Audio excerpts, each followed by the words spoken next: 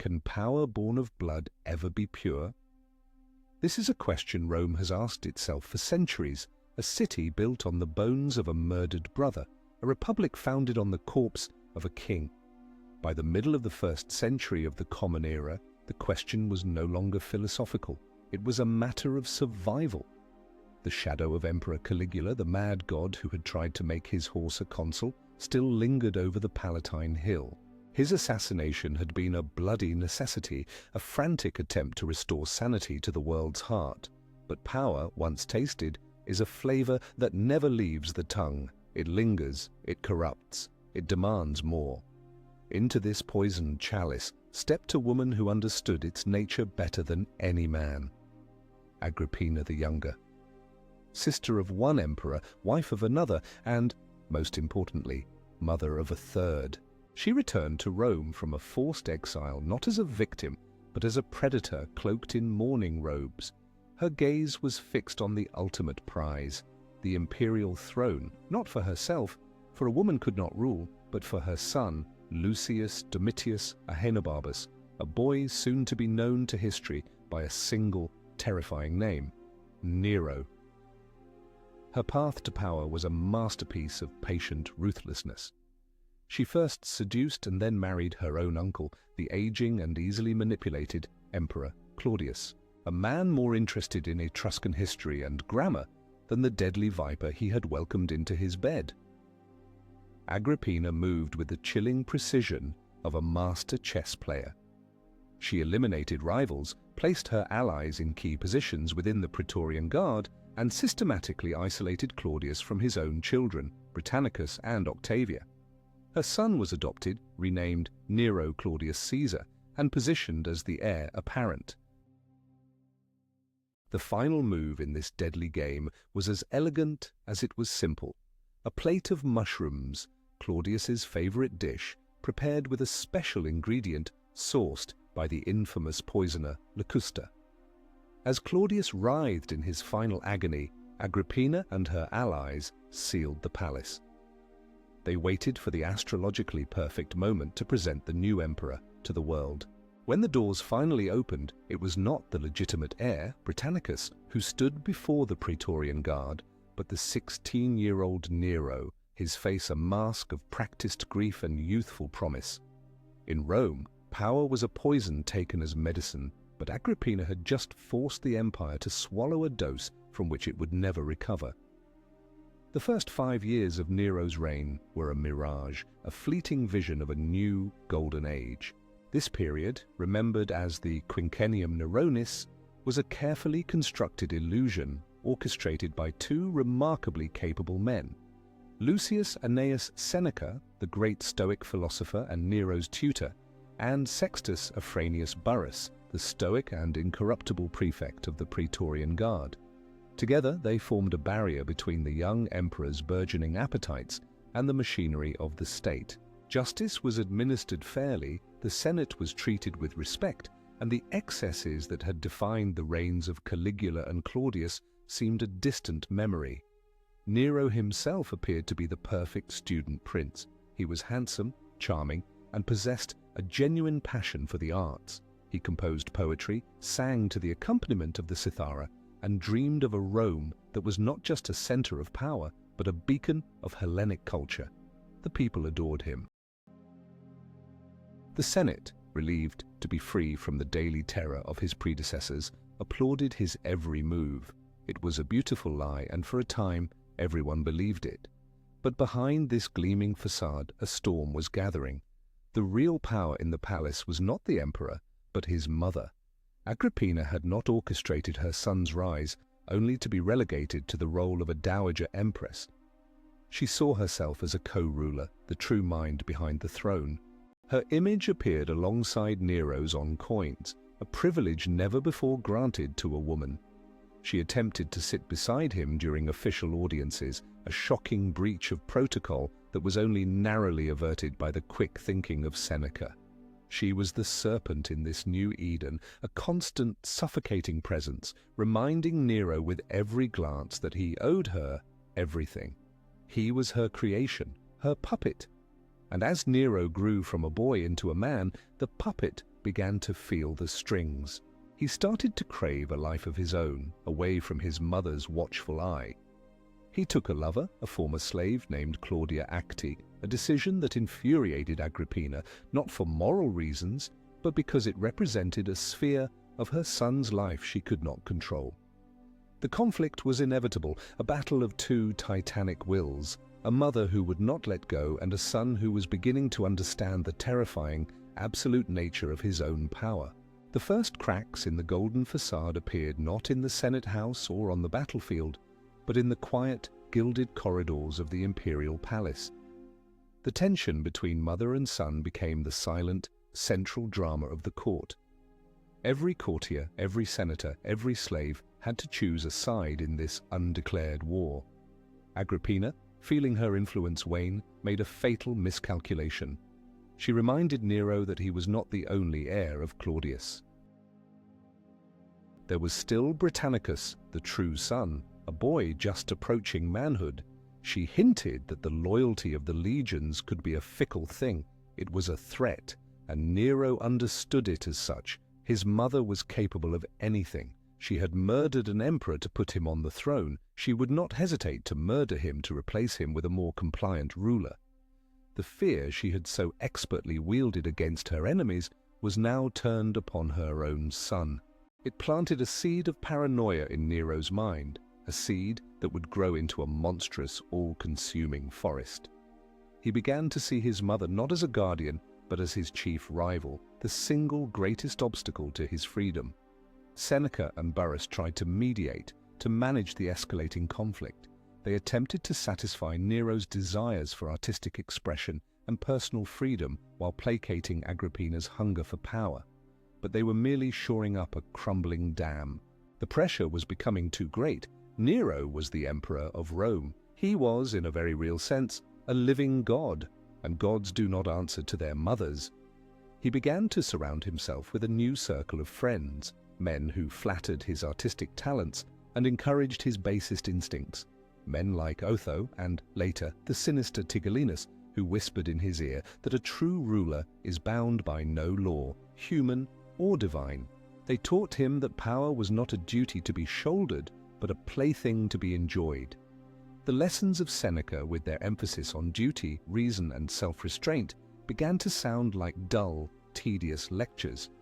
Why should he restrain himself? The world was his stage, and he was determined to be its star performer. The domestic squabbles of the imperial family were a dark mirror of the empire's fate. While Seneca and Burrus managed the provinces and the legions with a steady hand, the moral center of the empire was rotting from within. Nero's nocturnal excursions became the talk of the city.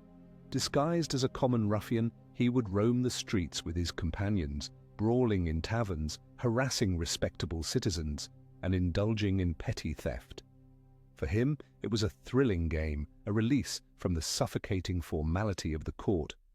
For the Roman elite, it was a horrifying spectacle. The master of the world was behaving like a common thug.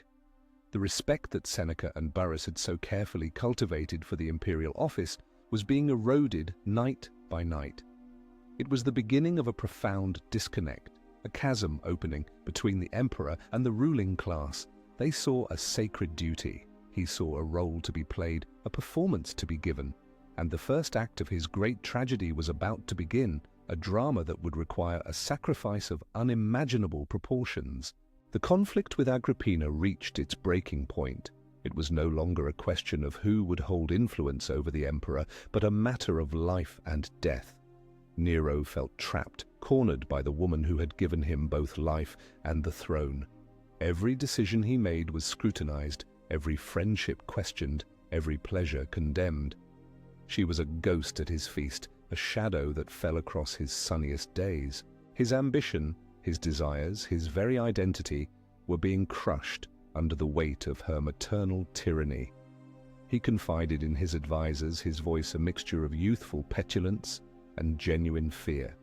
He could not be a true emperor, he could not be a true artist, he could not be a true man as long as she lived. The thought, once whispered in the darkest corners of his mind, was now spoken aloud. Matricide. the most sacred taboo, the ultimate crime against nature and the gods. Seneca and Burrus were horrified, but they were also pragmatists. They understood that the situation was unsustainable. Their carefully constructed state was threatening to collapse into a bloody civil war between the factions of the mother and the son. The choice was stark: the life of one woman or the stability of the entire Roman world. The line had been crossed. The idea of murdering his own mother, once unthinkable, was now a strategic necessity. It was the ultimate act of liberation, the severing of the umbilical cord with a sword. In this decision, the young artist, the golden boy of Rome, took his first real step into the abyss. He was no longer just a pawn in his mother's game. He was becoming a monster in his own right, a creature of absolute power, convinced of his own divine right to create and to destroy. The golden age was over. The blood-dimmed tide was rising. Rome, the eternal city, had no idea of the horrors that were about to be unleashed. It slept peacefully, unaware that its ruler was plotting a crime that would stain his name for all eternity. The love of a mother gave him the world, but the fear of that same love would force him to burn it all down. The bond between a mother and child is said to be the most sacred of all. But in the twisted world of the Julio-Claudian dynasty, every bond was a potential chain, and every love a potential weapon. Agrippina had made her move, subtly reminding Nero that his power rested on a fragile foundation, a foundation she could shatter by championing his stepbrother, the young and popular Britannicus. For Nero, this was the final betrayal. The boy who had been his companion, his fellow student under Seneca, was now a threat, and threats to the throne in Rome had a notoriously short lifespan. During a lavish banquet in the year 55 of the Common Era, the moment came. A cup of wine was brought to Britannicus. It was too hot, a common trick. Cold water was added to cool it, but this water was laced with a fast-acting poison prepared by the infamous Locusta. The boy took a single sip, convulsed, and fell to the floor, dead. As panic erupted among the guests, Nero calmly remarked that the boy was merely having one of his epileptic fits and would soon recover. He continued his meal. The body was removed and cremated that very night. In a single, chillingly casual act, Nero had eliminated his only dynastic rival. He was 14 years old. His mother now had nothing to hold over him. The murder of Britannicus was a declaration of independence, written in blood. It was a message to Agrippina. Her control was at an end, but the matricide itself required a more elaborate stage. It could not be a simple poisoning at a feast. The death of the emperor's mother had to be, in some way, an act of the gods, an accident. It was here that Nero's artistic inclinations merged with his murderous intent. He devised a plan of grotesque ingenuity. A special ship was constructed, a marvel of engineering designed to fail. Its canopy was weighted with lead, intended to collapse and crush his mother as she slept. If that failed, the ship itself was designed to break apart at sea. He invited Agrippina to a festival at Baiae on the beautiful Bay of Naples. He feasted with her, showed her every sign of affection, and embraced her as she boarded the magnificent, treacherous vessel for her return journey. It was the perfect crime, a murder that would look like a tragic accident. The artist was directing his first true masterpiece, but the gods, or perhaps just Agrippina's sheer will to survive, had other plans. The sea was calm, the night sky brilliant with stars. As the ship sailed into the bay, the mechanism was triggered. The lead-weighted roof plunged downwards, but Agrippina's couch was stronger than expected, and her servants, who were killed in the collapse, inadvertently shielded her. The ship then began to break apart as planned. In the chaos, Agrippina's attendants cried out, claiming to be the empress in the hope of being rescued. They were promptly beaten to death with oars by the crew who were in on the plot. Agrippina herself, silent and wounded, slipped into the dark water. She was a strong swimmer. Despite a shoulder injury, she managed to stay afloat until she was picked up by a passing fishing boat. She had survived. She knew instantly that this was no accident. She knew her son had tried to kill her. And now Nero's carefully orchestrated drama had turned into a terrifying farce. The news of her survival reached him at Baiae. He was paralyzed with a fear he had never known. The boy who had calmly watched his stepbrother die was now a gibbering wreck. He paced his chambers, imagining his mother returning, breathing fire and vengeance, rousing the Senate and the legions against him. He was no longer a god, but a terrified child, caught in a trap of his own making. In his panic, he summoned Seneca and Burrus. They arrived to find the Emperor of Rome on the verge of a complete breakdown. The mask of the confident ruler had shattered, revealing the frightened boy beneath.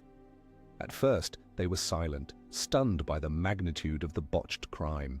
The pretense of an accident was now impossible. Agrippina was alive, and she knew the truth. She would not remain silent. The choice was now even starker than before. It was her life or his. Burrus, the gruff soldier, finally broke the silence. He argued that the Praetorian Guard would never raise a hand against the daughter of Germanicus, their beloved former commander. The deed would have to be done by others.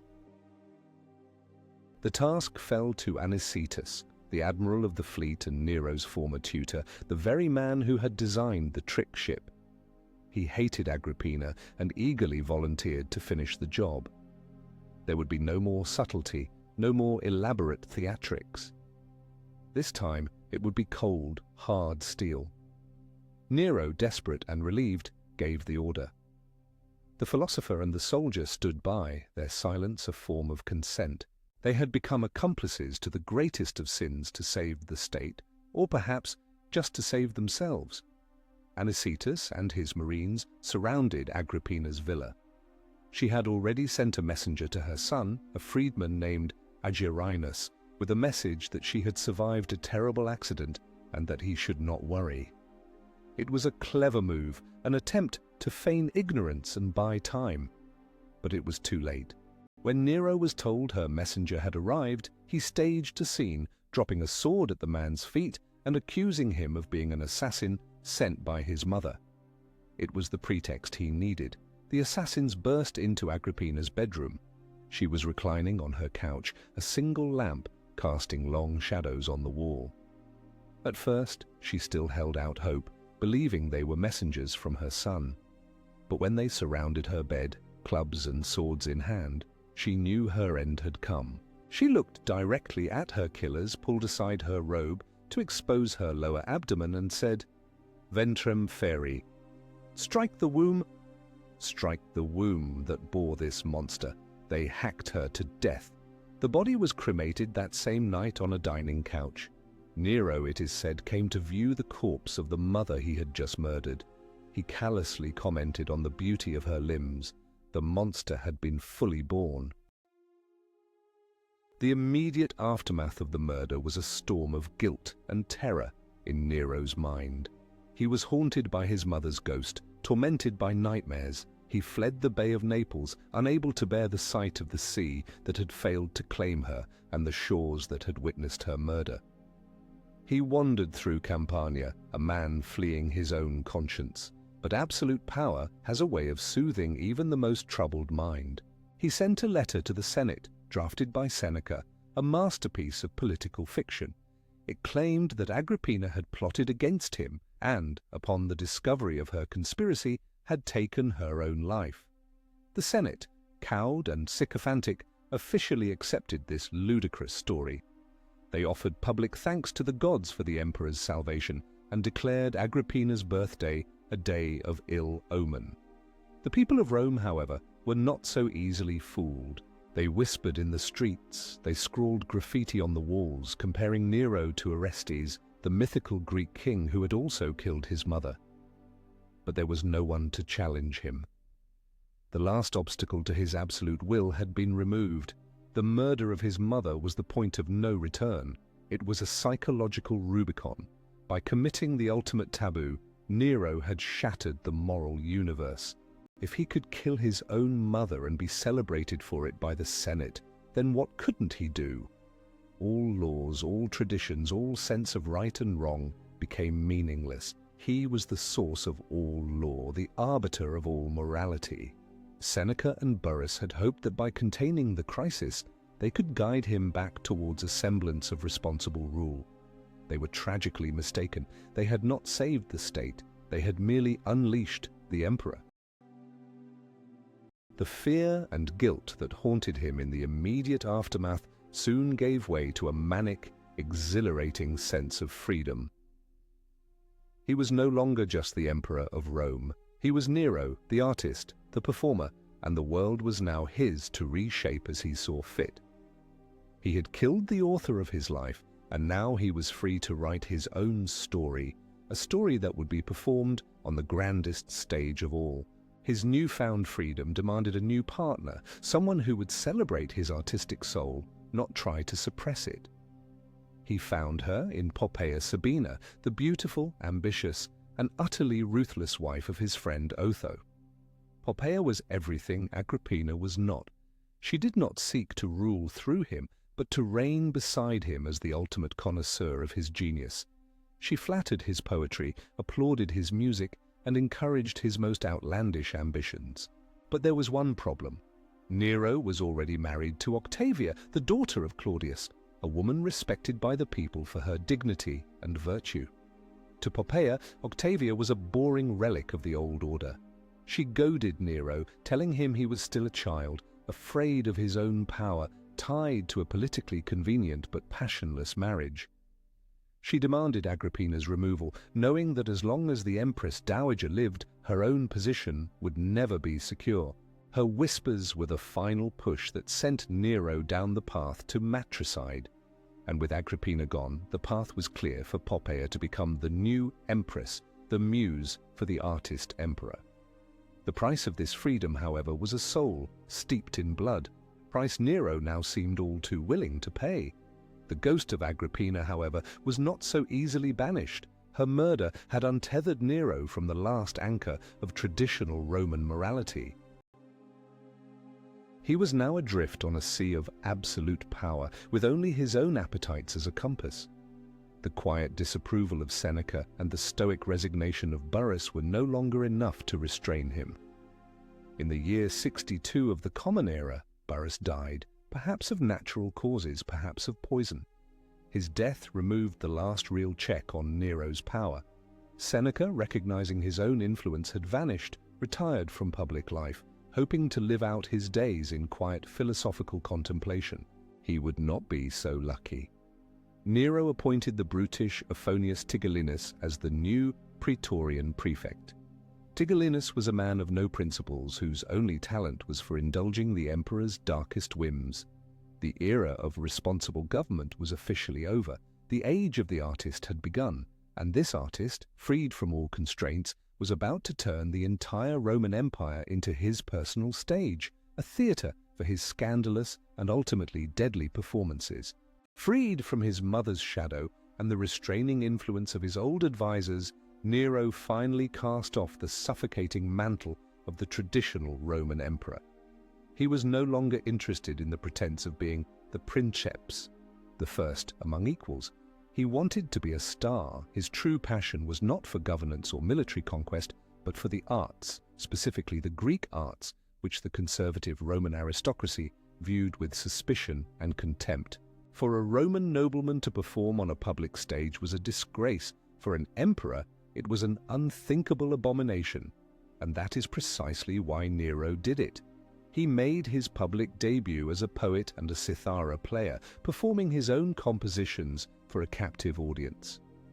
The senators and knights were forced to attend, to sit for hours on end, listening to the emperor's verses, forbidden from leaving even if they were ill or their wives were giving birth.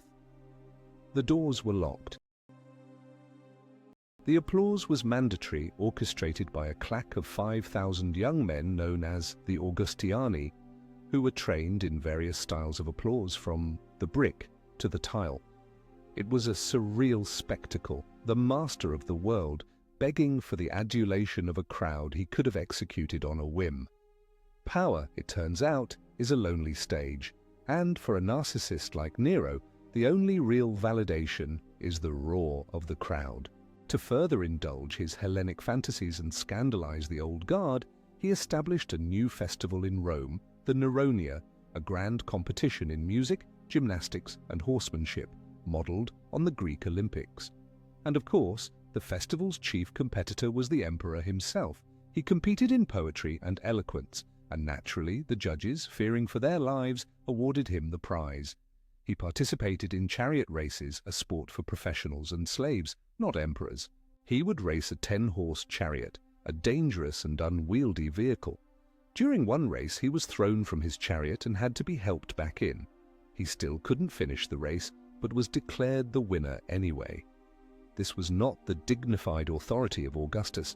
This was the desperate vanity of a performer who owned the theatre, the judges, and the audience. He turned the governance of the empire into a one-man show, and the reviews from the aristocracy were scathing, though always whispered in private. In the world of performance, the greatest crime is not cruelty but a lack of talent. And many in the Senate believed their emperor was guilty of both. His personal life became just as theatrical and provocative. To finally marry Poppaea Sabina, he first had to dispose of his current wife, the virtuous and popular Octavia. He divorced her on the grounds of infertility and then accused her of adultery. The charges were so obviously false that even when her servants were tortured, they refused to confess against her. Public opinion was firmly on Octavia's side. Protests erupted in the streets of Rome.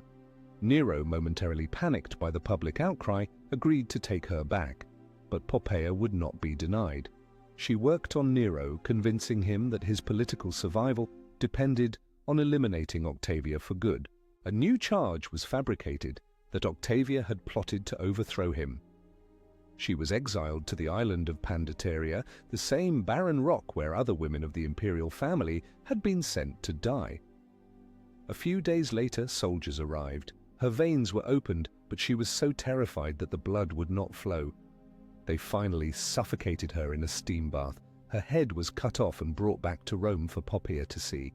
With his mother and wife both murdered, Nero was finally free to marry his beautiful, ruthless muse. The wedding was a lavish affair, a celebration built upon the corpses of his family. The emperor's nights were as scandalous as his days. He continued his disguised forays into the city's underbelly, but his companions were no longer just a few rowdy aristocrats. He surrounded himself with a bizarre entourage of actors, musicians, and sycophants who catered to his every whim. The state treasury, once managed so prudently by Seneca and Burrus, was now treated as Nero's personal expense account. It funded lavish banquets that lasted for days, decadent parties, and impossibly extravagant construction projects. His most infamous confidant was Tigellinus, a man who had risen from obscurity by raising racehorses and pandering to Nero's vices. He became the emperor's enabler-in-chief, organizing orgies of unparalleled depravity, including one on a floating barge on the Lake of Agrippa, where the shores were lined with brothels staffed by noblewomen. The Roman elite looked on in horror. This was not just moral decay, it was the deliberate inversion of the Roman order. The emperor was not only failing to uphold Roman values, he seemed dedicated to systematically destroying them, replacing the sober dignity of the Amos Maiorum with the decadent chaos of a perpetual festival. This deliberate provocation was, in a way, a political statement. Nero was rejecting the very foundations of the Roman power structure. The Senate, the aristocracy, the traditions of the ancestors, he held them all in contempt. His power, he believed, came not from their consent, but from the adoration of the common people and the loyalty of the army. He saw himself as a popular monarch, a king of the Hellenistic style, ruling over subjects, not a first citizen governing with the consent of his peers.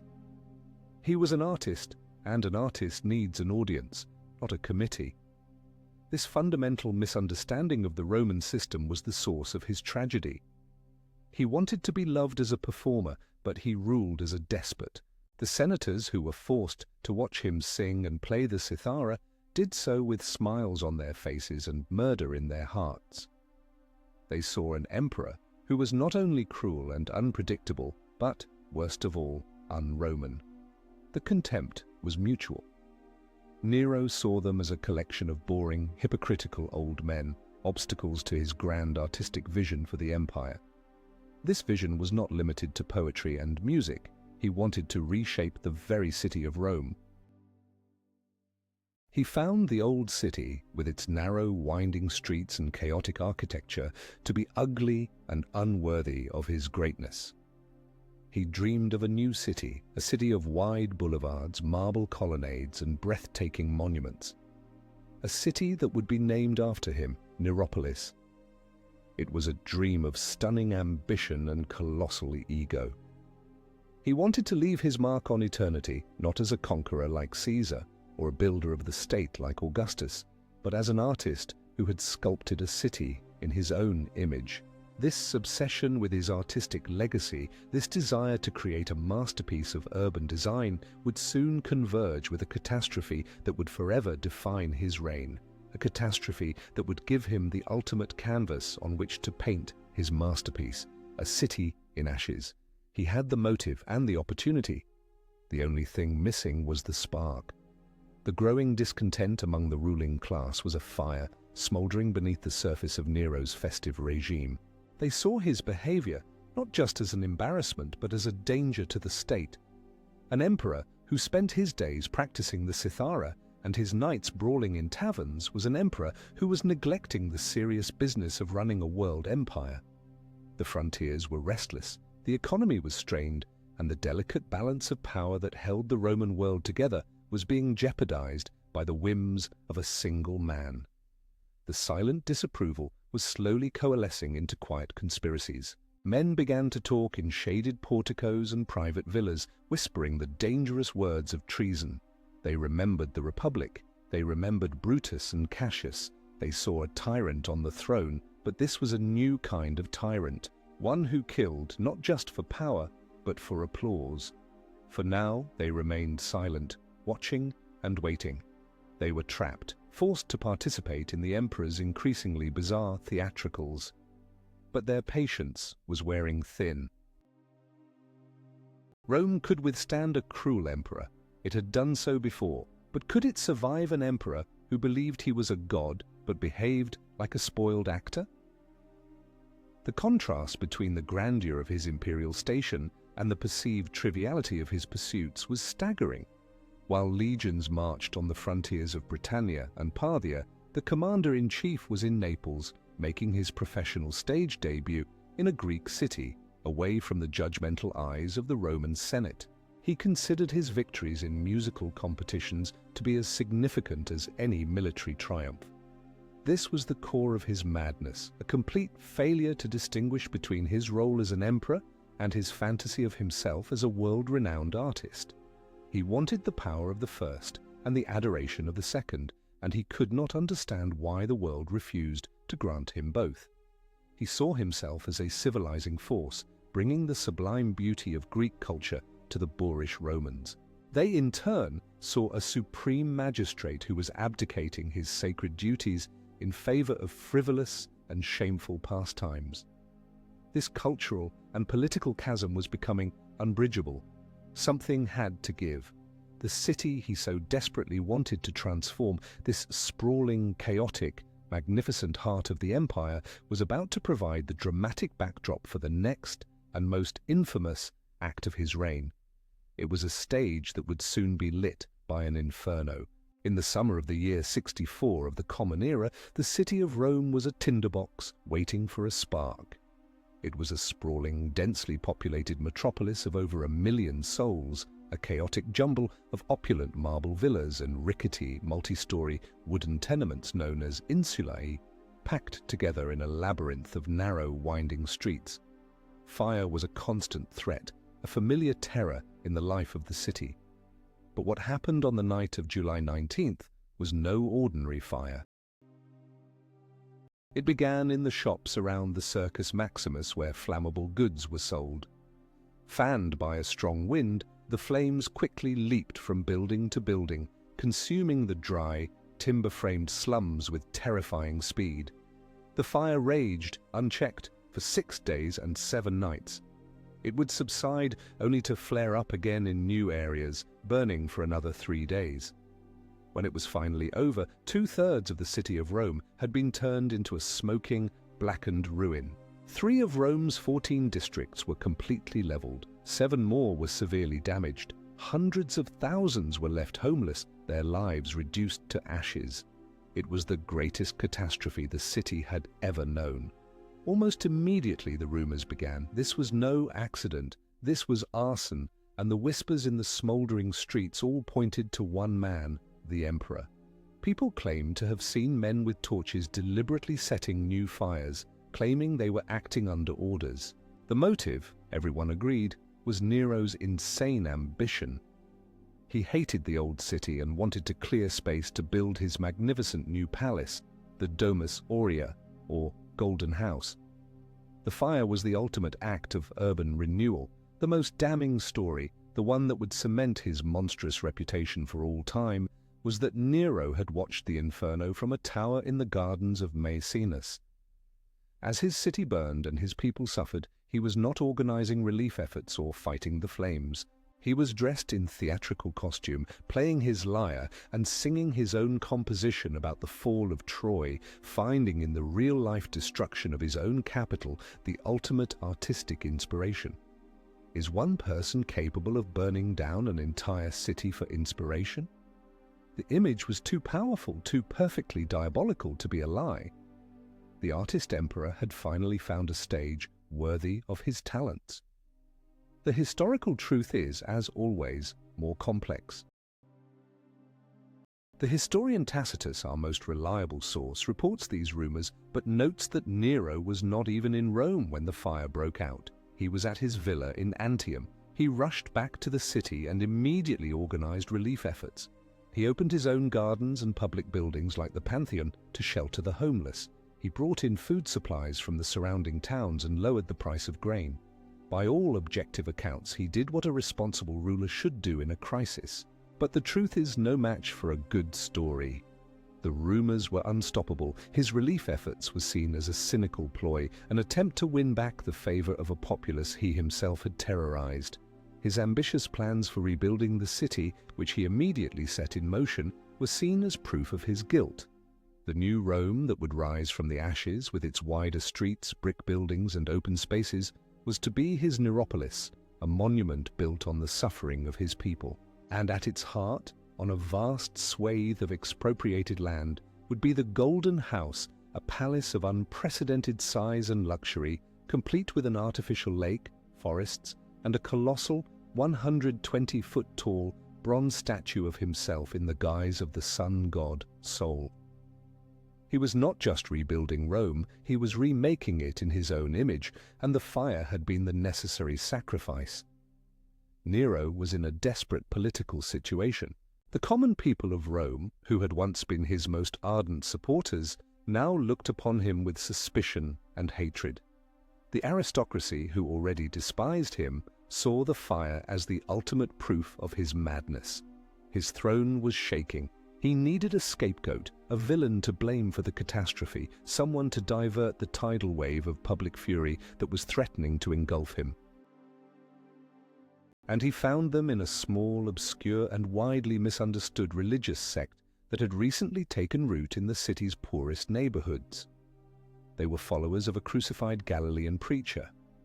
They spoke of a coming apocalypse of fire and the end of the world. They were secretive, they refused to worship the Roman gods, and they were rumored to engage in dark, unspeakable rituals.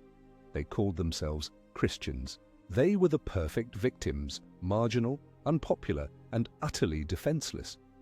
The stage was now set for the next act of Nero's tragedy, an act that would transform a municipal disaster into a historical crime of epic proportions. The great fire of Rome would be extinguished with the blood of martyrs. Which of these rumors do you think is closer to the truth? Did Nero set fire to Rome for his artistic ambitions, a mad artist seeking inspiration? Or was he a calculating tyrant who simply used the disaster to eliminate his enemies and rebuild the city in his image? Let us know what you think in the comments below. In his desperate search for a culprit to blame for the Great Fire, Nero's gaze fell upon the Christians. To the average Roman, they were a bizarre and unsettling presence. They were an offshoot of Judaism, but unlike the Jews, whose ancient faith was grudgingly respected, these Christians were seen as adherents of a new and dangerous superstition. They were accused of hatred of the human race. Their secret meetings, their talk of love feasts and eating the body and blood of their god were twisted into lurid tales of cannibalism and incest. Their prophecies of a final judgment by fire made them convenient suspects for the recent inferno. They were, in short, the perfect scapegoats. With the precision of a master propagandist, Nero and his prefect, Tigellinus, launched a vicious campaign against this fledgling community. The charge was not Christianity itself, but arson. A few were arrested and, under torture, confessed and implicated others. A wave of arrests followed. A hunt began, a ruthless purge of this small, misunderstood faith. It was the first organized, state-sponsored persecution of Christians in the history of the Roman Empire, and it was a spectacle of unimaginable cruelty. Nero, the ultimate showman, decided to turn the punishment of these alleged arsonists into a grand, horrific public entertainment. The executions were staged in his own gardens on the Vatican Hill, the very area where the great Basilica of St. Peter would one day stand. He opened the gardens to the public, blending the slaughter with festive games. Some Christians were crucified, others were dressed in the skins of wild animals and thrown to hungry dogs, to be torn apart for the amusement of the crowd. But the most diabolical and infamous form of execution was reserved for the night. Christians were tied to stakes, their bodies smeared with pitch and tar, and they were set ablaze. They became human torches, living candles that illuminated the emperor's garden party. And as these wretched souls burned, casting a flickering, ghastly light on the scene, Nero himself mingled with the crowd, dressed as a charioteer, even taking the reins and driving his chariot among the spectators. It was the apotheosis of his madness, a perfect fusion of his cruelty and his love for theatrical spectacle. He had turned an instrument of execution into a form of stage lighting. The sheer sadism of the persecution shocked even the Roman populace, who were no strangers to bloodshed and brutality in the arena. The historian Tacitus, who clearly despised the Christians and their deadly superstition, nonetheless expressed pity for the victims. He wrote that a feeling of compassion arose towards them, for it was not, as it seemed, for the public good, but to glut one man's cruelty that they were being destroyed. Nero had overplayed his hand. He had intended to divert public anger onto the Christians, but the monstrous nature of the punishments elicited a backlash of sympathy. People began to see the victims not as guilty arsonists, but as martyrs sacrificed to the private demons of their emperor. According to a powerful and enduring tradition, it was during this persecution that the two most important figures of the early church, the apostles Peter and Paul, met their end in Rome. Peter was said to have been crucified upside down, claiming he was unworthy to die in the same manner as his Lord. Paul, as a Roman citizen, was granted the more merciful death of beheading. The persecution may have been a localized, short-lived event, but its legacy was immense. It forever enshrined Nero in Christian tradition as the first great persecutor, a figure of demonic evil, the Antichrist himself. While Nero was illuminating his gardens with the burning bodies of Christians, another fire was being kindled in the shadowy villas of the Roman aristocracy. The Great Fire and the subsequent persecution had been the final straw. The senators and knights, who had long despised Nero for his un-Roman behavior, now saw him as a genuine monster, a threat to the very fabric of society. His cruelty was no longer confined to the claustrophobic world of the palace. It had spilled out into the open, consuming the city and its people. The whispers of treason grew louder, coalescing into the most serious and widespread plot against a Roman emperor since the conspiracy that had brought down Julius Caesar. This was the Pisonian conspiracy of the year 65 of the Common Era, a desperate attempt by the Roman elite to rid themselves of a tyrant who had become an existential threat. They were no longer content to just sit in the audience of his macabre theatre. They were determined to bring the curtain down permanently. The conspiracy was named for its central figure, Gaius Calpurnius Piso, a handsome, popular, and wealthy aristocrat. But he was more of a figurehead than a leader. The plot drew in a remarkably diverse group of people from across the upper echelons of Roman society.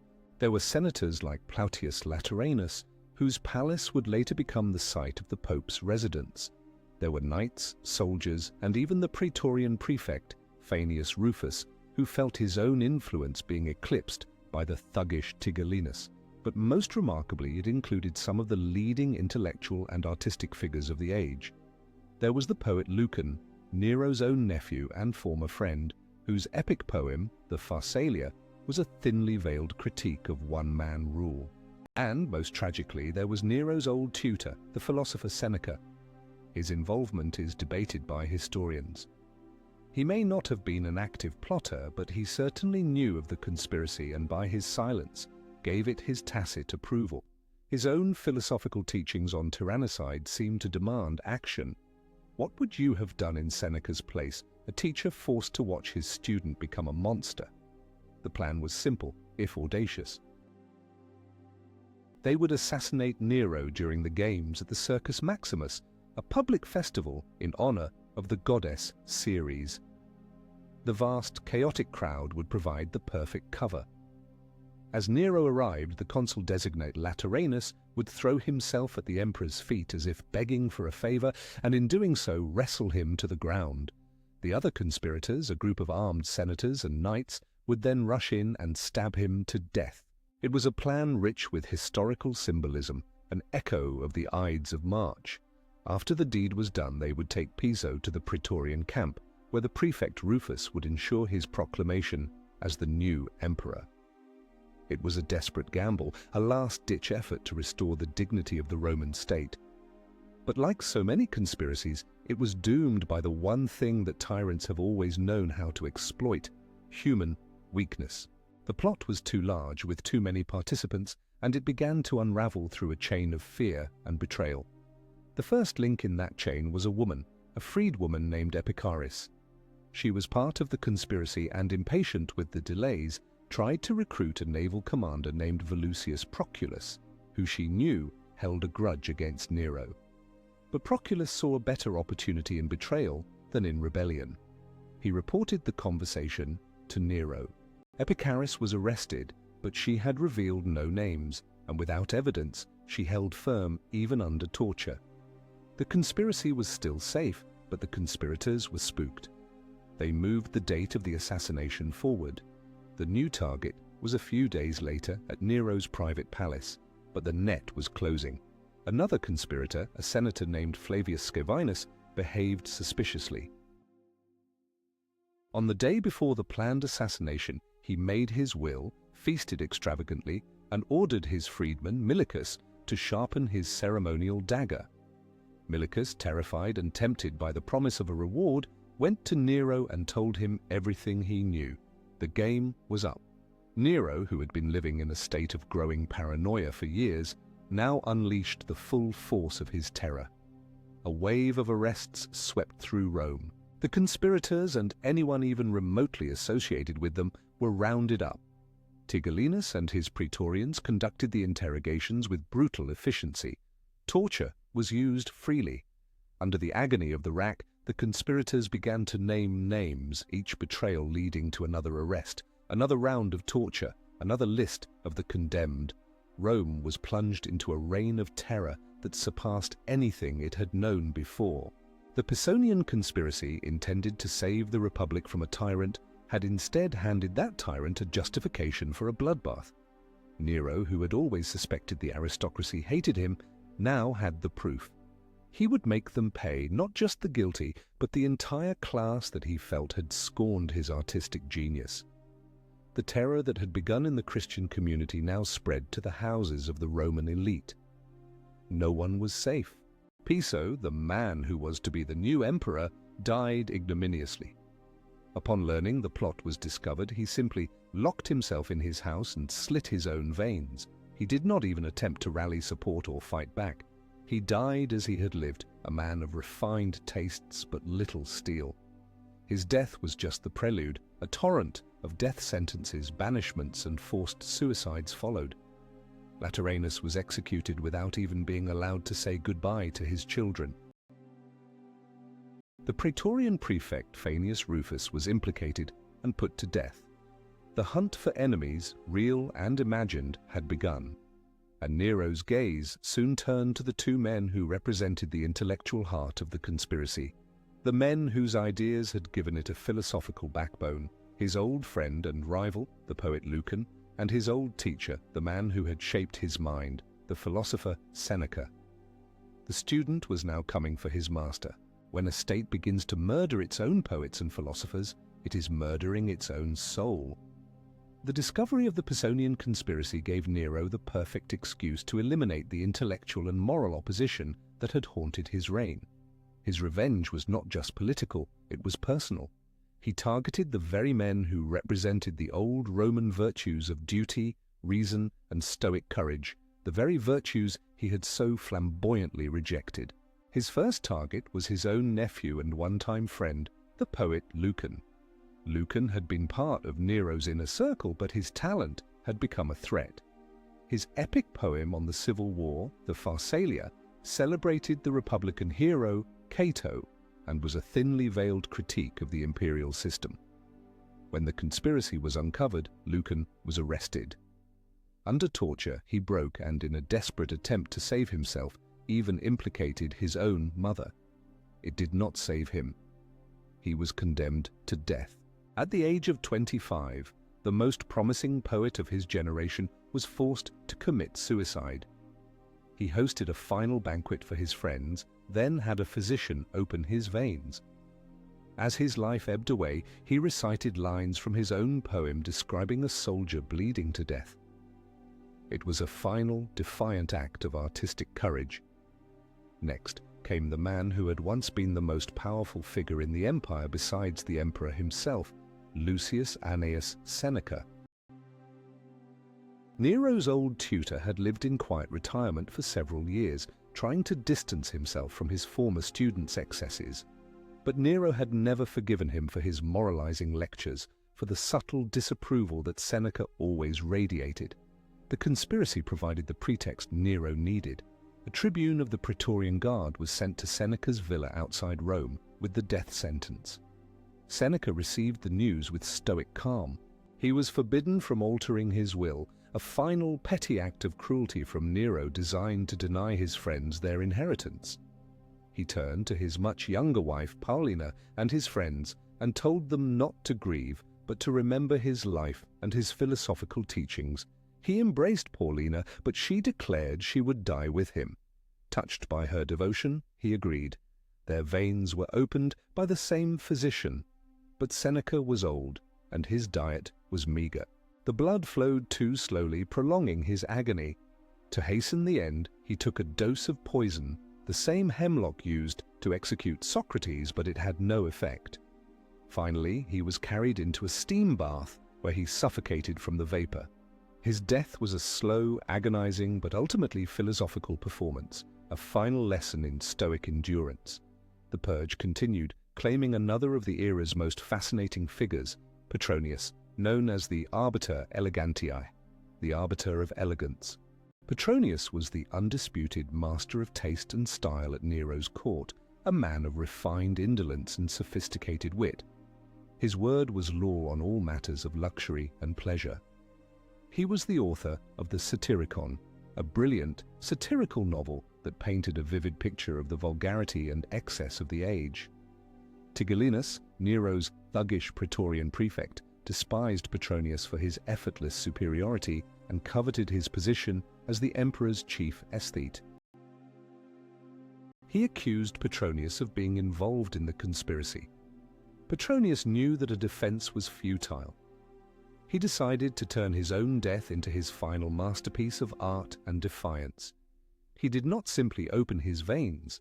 Instead, he hosted a final, languid banquet for his friends.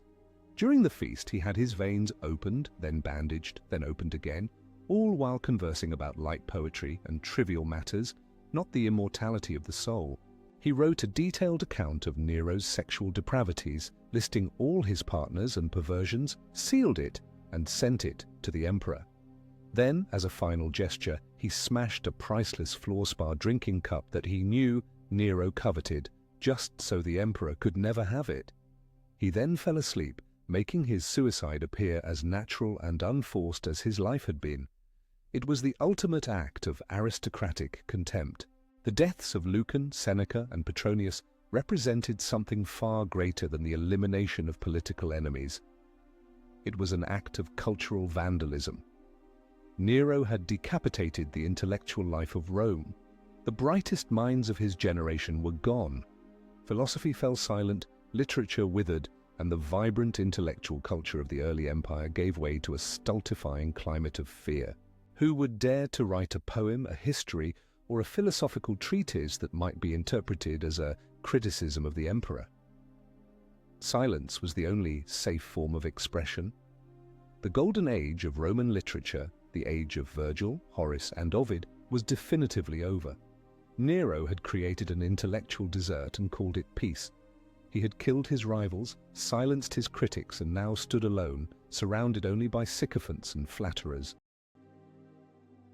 He was, at last, the undisputed star of his own show, with no one left to give him a bad review. The tragedy of absolute power is that it cannot tolerate competition, not even in the realm of ideas. It must be the only voice, the only truth. And in his quest for that monopoly, Nero had impoverished the very culture he claimed to cherish. Having purged Rome of its best and brightest, Nero was finally free to indulge his ultimate artistic fantasy. He decided to embark on a grand tour of Greece, the spiritual home of the arts he so admired. He would not go as a conquering general or a visiting head of state. He would go as a competitor, a humble artist seeking recognition in the land that had invented drama, poetry, and music. He set off in the year 66, leaving the governance of Rome in the hands of a freedman. For over a year, he toured the great artistic festivals of Greece. The dates of the Olympic Games were even changed to accommodate his visit. He competed in every event, singing, acting, lyre playing, and chariot racing. And in every event he was, of course, declared the winner. He collected an astonishing 1,808 victory wreaths, more than any athlete in history. During a singing competition he became nervous and feared he had made a mistake, but was reassured by his handlers that the audience had been too overwhelmed by his divine voice to notice. It was a magnificent, year-long farce, a testament to the corrupting power of fear. While Nero was busy collecting his Greek trophies, the empire he was neglecting began to fray at the edges. His lavish spending, his neglect of the armies, and the general instability of his rule were creating deep resentments in the provinces. A major revolt, which would last for years, had broken out in Judea, but the real threat was brewing closer to home in the western provinces. The governor of Gallia Lugdunensis, Gaius Julius Vindex, a senator of Gallic royal blood, had seen enough. He openly rebelled against Nero, denouncing him not as a tyrant, but in a telling insult, as a bad lyre player. Vindex had no legions of his own, but he threw his support behind another governor, a man who did, Servius Sulpicius Galba, the governor of Hispania Tarraconensis. Galba was an old, respected, but deeply uncharismatic senator from an ancient, noble family. He was hesitant at first, but with the support of Vindex and the promise of more defections, he declared himself not emperor, but the legate of the Senate and the Roman people. It was a direct challenge to Nero's authority. The legions of Spain and Gaul were in open revolt. The end was beginning. Nero, however, absorbed in his artistic triumph, initially dismissed the news as trivial. He was more concerned with his next performance than with the armies marching against him. When he finally returned to Rome in early 68, he did so not as a worried emperor facing a military crisis, but as a conquering hero. He entered the city in the triumphal chariot of Augustus, wearing a purple robe and a crown of Olympic olive.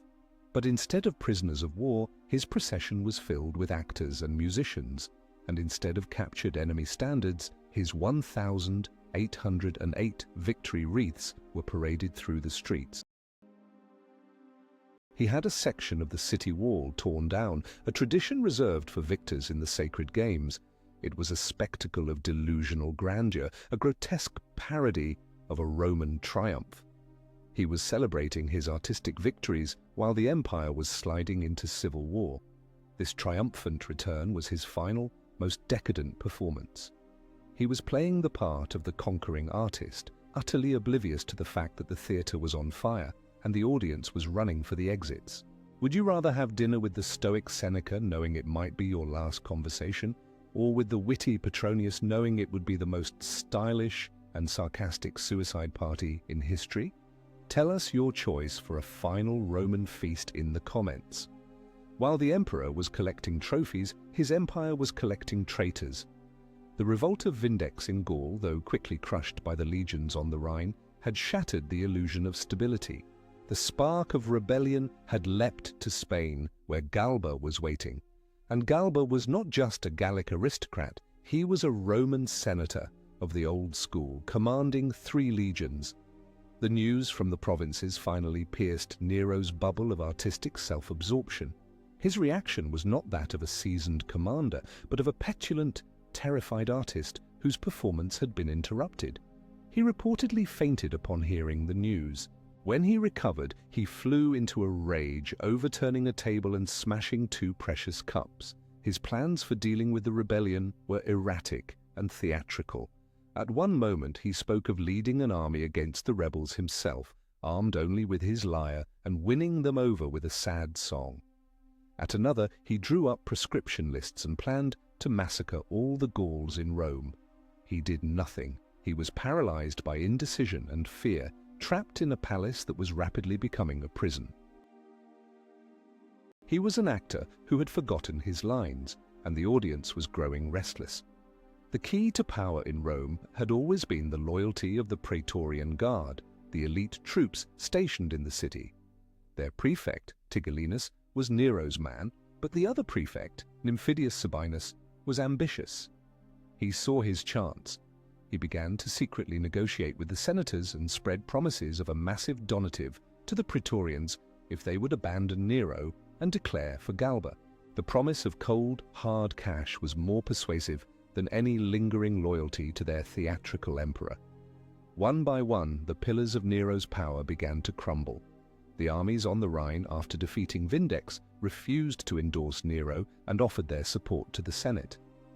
The legions in Africa followed suit. The Senate, which had lived in terror of Nero for years, suddenly sensed a shift in the wind. Cowed and sycophantic for over a decade, they began to rediscover their courage. The rats were not just leaving the sinking ship, they were preparing to scuttle it. The final days were a cascade of betrayals.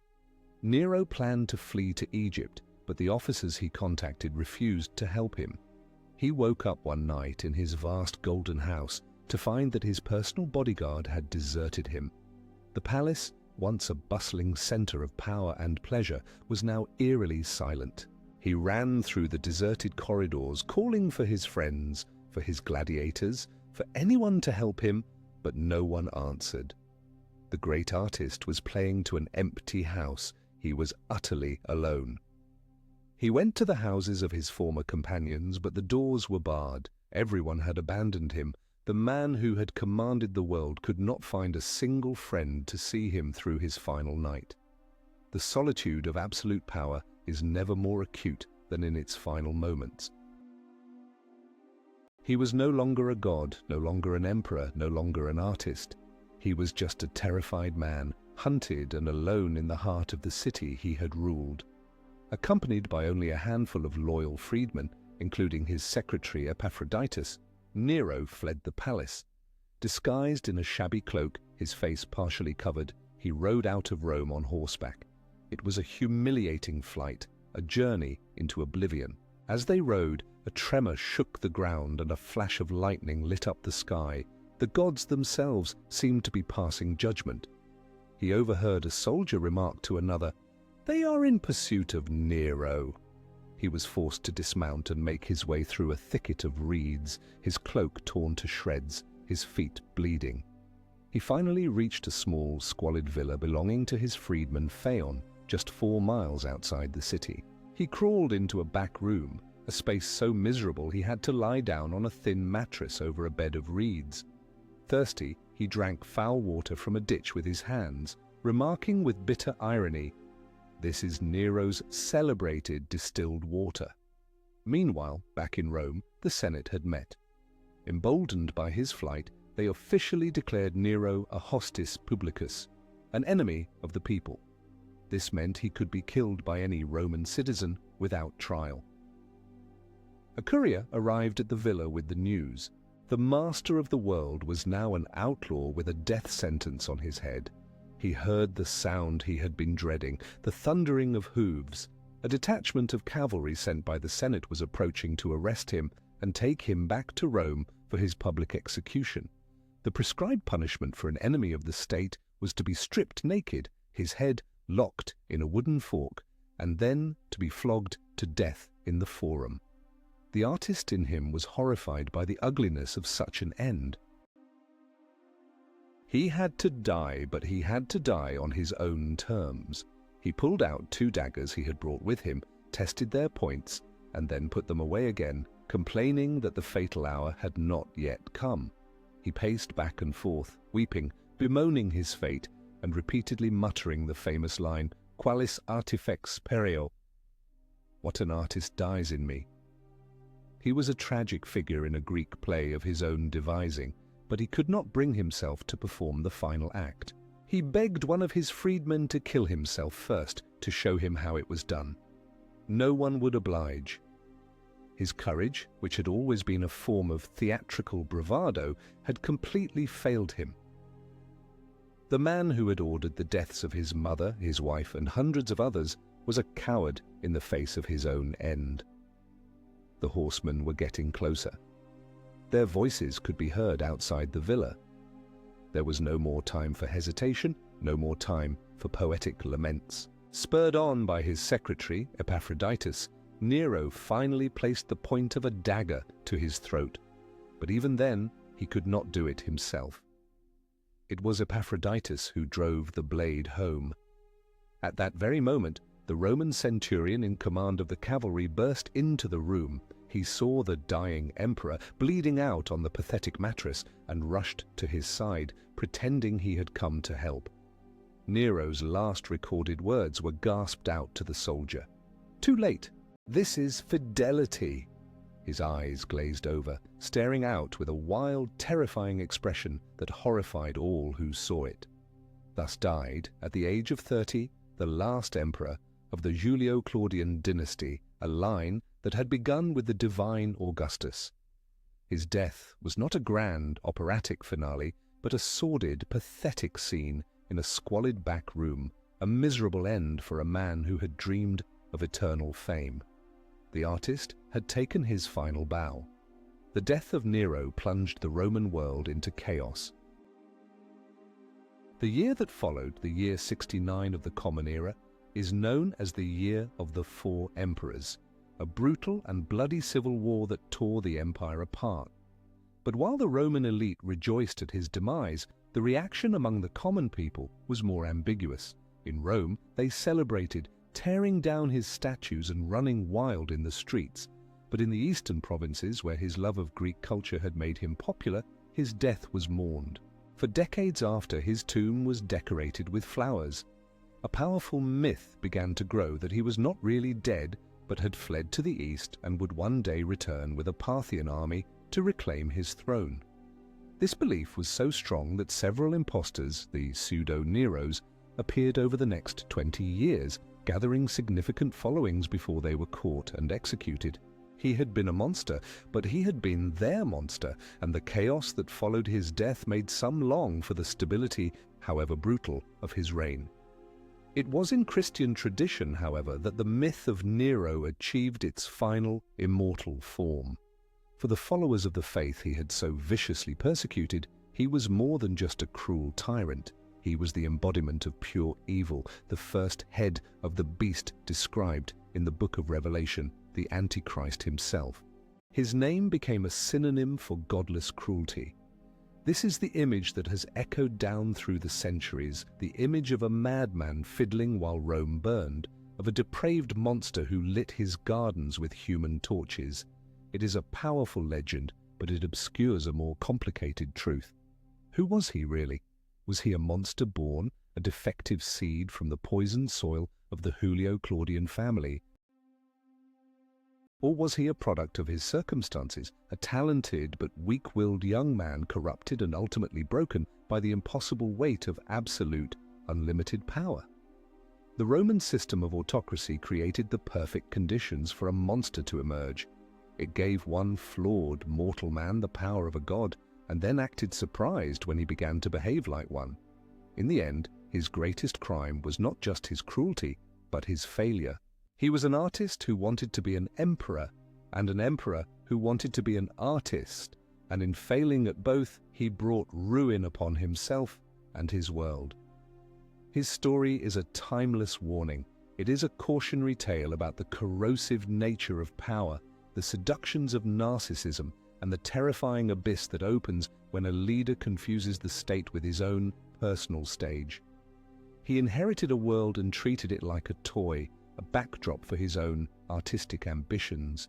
He demanded love but inspired only fear.